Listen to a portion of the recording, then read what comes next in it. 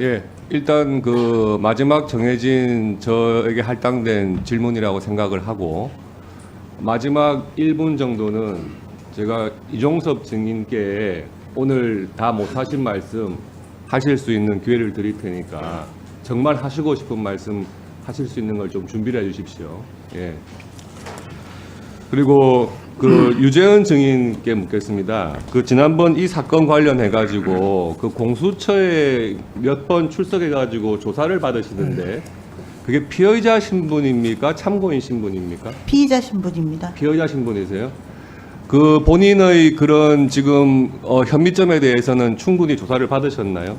네, 이틀간 14시간씩 이틀 받았습니다. 거의. 예.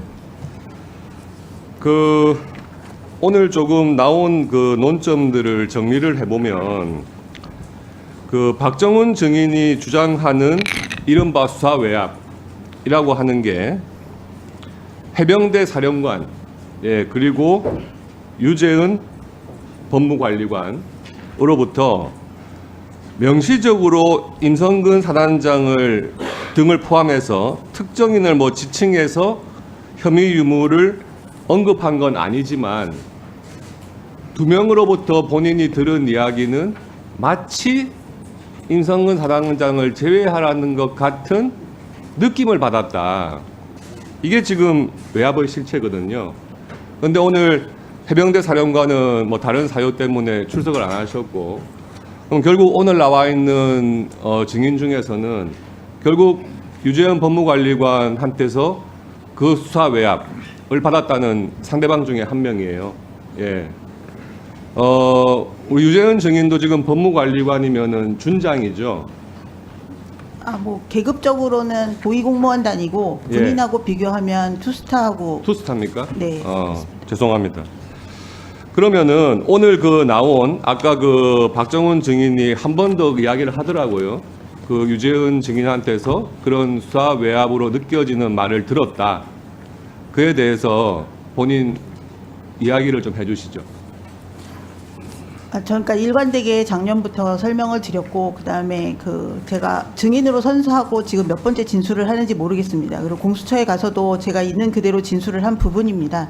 군사헌법에 대한 설명을 2번 드렸고, 5번 통화에서 2번 드렸고, 첫 번째 통화에서는 사실관계를 전혀 몰랐고, 그다음에 2번째 통화에서 사건 인계서 받은 다음에 통화하면서 제가 군사헌법 설명을 드렸습니다.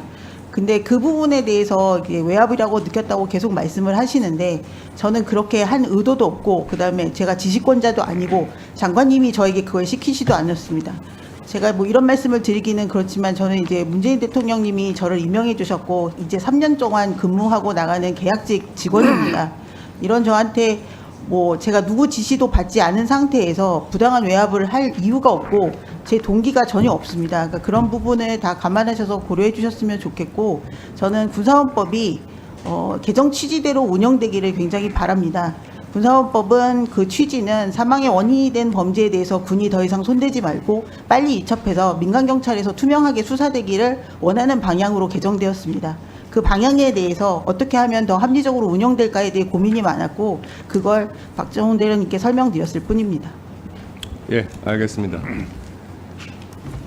이종섭 증인, 네, 오늘 여러 질문을 받으면서 본인 하고 싶은 말씀 못 하신 것 같은데, 일반 국민이 보기에도 이런 국회에서 하는 청문회 자리가 과연 증인들로부터 사실관계를 확인하는 자리인지, 국회의원이 그냥 자기 하고 싶은 말 하고 질문 끝내는 자리인지가 정말 궁금합니다. 그래서 본인 짧은 시간이지만 본인 하시고 싶으신 말씀 해주시기 바랍니다. 예, 먼저 오후에 대화가 됐던 내용 중에서 사실과 다른, 저와 관련돼서 사실과 다른 것 2가지만 먼저 말씀드리겠습니다. 첫 번째는 해병대 부사령관 메모지에 누구누구 언급하면 누구누구 수사하면 안 됨, 이 표현에 대해서 마치 사단장 수사하면 안 된다는 것으로 오해를 하시는 것으로 제가 이해를 했는데, 지난번에도 말씀드렸지만 그 표현은 법무관리관이 이것은 수사가 아니고 조사다는 것이고 언론에다 수사라는 표현을 쓰면 안 된다는 이야기를 하는 가운데서 제가 끼어들어서 그래서 누구누구 수사했다라고 표현하면 안 된다라고 했던 것입니다. 그것을 해병대 부사관의 메모에서 제시된 것이고, 그 다음에 그 이종호 씨가 여러 가지 이해한 것 중에서 뭐 저는 신뢰를 하지 않지만은 다른 것들은 제가 말씀을 드리지 않고 저와 관련된 것, 그냥 국방부 장관 교체와 관련된 것을 말씀드리면은 제가 교체가 된 배경은 9월 말에 민주당 대표께서 저를 탄핵시키겠다고 언론에다가 브리핑을 했습니다. 그리고 그날인지 또는 그 다음 날인지 제가 즉각 이것은 탄핵 절차로 들어가게 되면 안보 공백이 있기 때문에 제가 사의를 표명하겠다 해서 제가 교체가 된 겁니다. 그래서 이종호 씨가 뭐 장관 교체된 거 미리 알았다.